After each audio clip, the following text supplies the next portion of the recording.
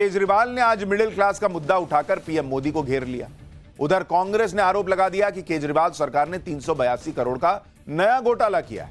उधर बीजेपी मोदी योगी की जोड़ी को उतारकर दिल्ली में नया चुनावी माहौल बनाने में लगी हुई है।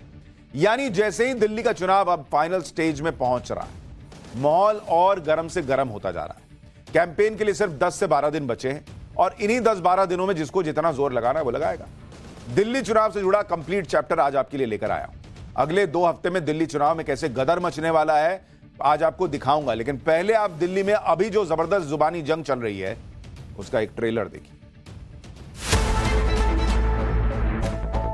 जरा याद करो कैसी कैसी कसमें खाई थी। शीश महल देख करके हर दिल्ली वासी उनके झूठ को याद कर रहा है। शायद 2015 की जो हार थी, 3 सीट आई थी, उससे भी ज्यादा बुरी हार इन लोगों की होने वाली है। 1 नहीं 2 नहीं 14 सीएजी की रिपोर्ट, भयानक रिपोर्ट है एक से एक, जिसमें भ्रष्टाचार के गंभीर आरोप केजरीवाल सरकार के ऊपर लगाए गए। अभी वो 20 दिन के बाद में चुनाव हार रहा है, आम आदमी पार्टी खत्म हो रही है, अरविंद केजरीवाल की जमानत जब्त हो रही है। खुद तो अपने लिए 32 करोड़ का आलीशान इमारत बना रहे हैं। मतलब इतना ज्यादा निकृष्ट हमारा मुख्यमंत्री हो, ये कोई बात हुई है?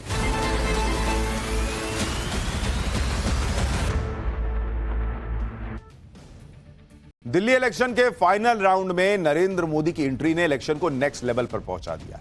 पीएम मोदी ने वैसे तो आज कोई बड़ी रैली नहीं की, लेकिन उन्होंने वो काम किया जो कई मुश्किल से मुश्किल चुनाव में बीजेपी को बड़ी जीत दिला चुका है। पीएम मोदी ने दिल्ली में मेरा बूथ सबसे मजबूत कार्यक्रम के तहत बीजेपी के बूथ कार्यकर्ताओं से बातचीत। पीएम मोदी ने कहा कि आम आदमी पार्टी को अपनी हार दिख रही है, इसलिए वो हर रोज नई नई घोषणाएं कर रहे हैं। एक बार पीएम मोदी को सुनिए, फिर आपको बताऊंगा कि आज पीएम मोदी ने कैसे कार्यकर्ताओं को जीत का मंत्र दिया और कैसे इस बूथ कार्यक्रम से पीएम मोदी जीत का रास्ता बना रहे हैं।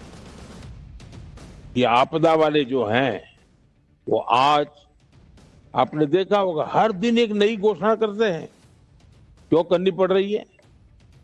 पहले के चुनाव में तो ऐसा नहीं करना पड़ा था। इसका मतलब है कि रोज उनको पराजय की नई नई खबरें मिलती जा रही है कि ये किला गया, ये मोहल्ला गया, ये इलाका गया, ये चाल गई, ये कॉलोनी गई, और इतने डरे हैं कि रोज उनको एक नई घोषणा लेकर के सुबह सुबह आ जाना पड़ता है, नया अनाउंसमेंट लेकर के आना पड़ता है।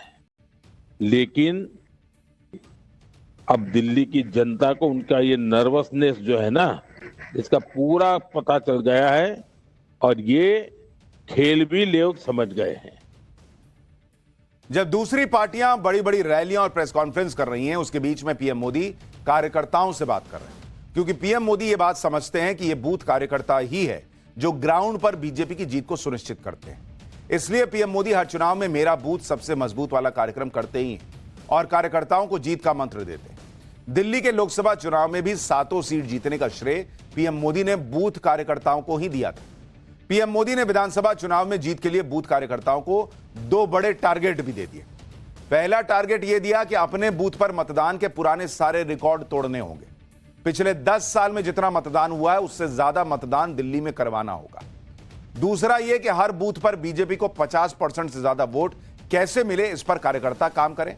बूथ कार्यकर्ता लोगों के बीच जाएं, उनसे बात करें, उनका दिल जीतें। कार्यकर्ताओं में जोश भरने के लिए पीएम मोदी ने याद दिलाया कि जनता ने 15 साल कांग्रेस के देख लिए, 11 साल आम आदमी पार्टी को देख लिया है, 25 साल से ज्यादा वक्त बीत चुका, लेकिन बीजेपी को नहीं देखा है। तो एक बार बीजेपी को भी मौका देके देख लो। अब यह भी समझिए कि पीएम मोदी बूथ लेवल पर इतना जोर क्यों देते हैं।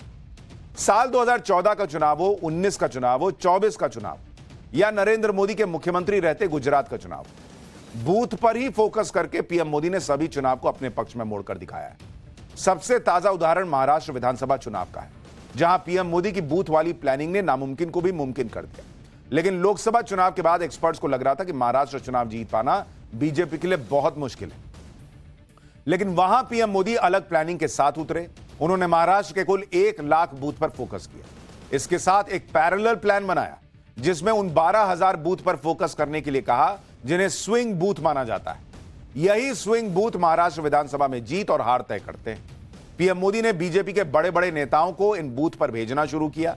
सोशल मीडिया की बड़ी टीम को लगाया और इन बूथ पर लगातार वोटर से संपर्क किया गया, जिसकी वजह से जो 149 सीट पर लड़ रही थी उसने 132 सीट जीत ली और उसका स्ट्राइक रेट 89% का रहा।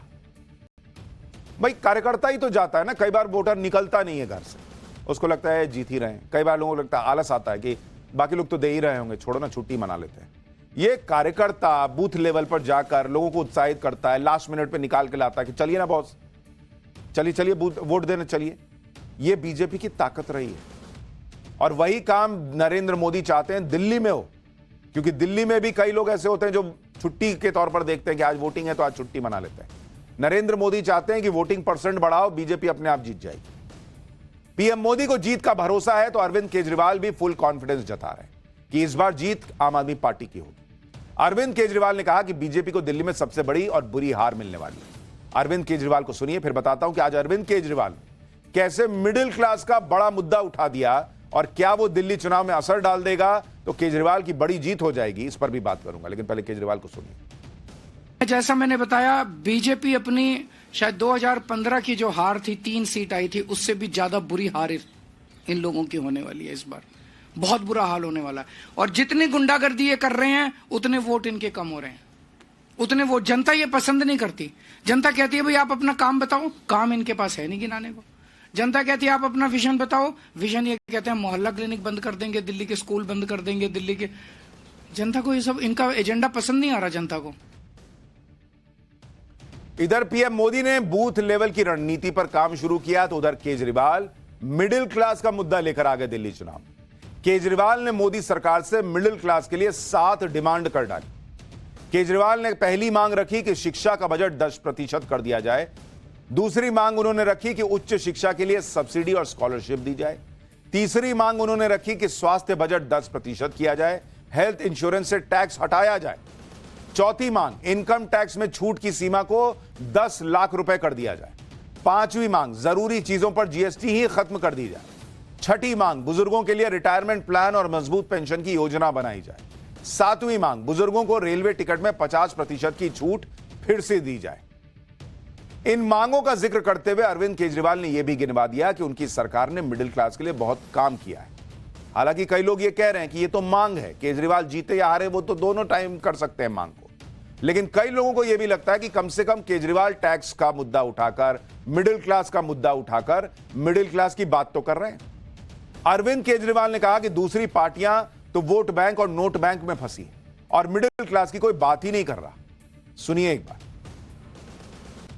कई वादे किए जाते हैं धर्म के नाम पे, कई वादे किए जाते हैं जाति के नाम पे, कई वादे समाज के निचले तबके के लिए किए जाते हैं और कई वादे कुछ चंद उद्योगपतियों के लिए किए जाते हैं। ये ऐसा क्यों करते हैं?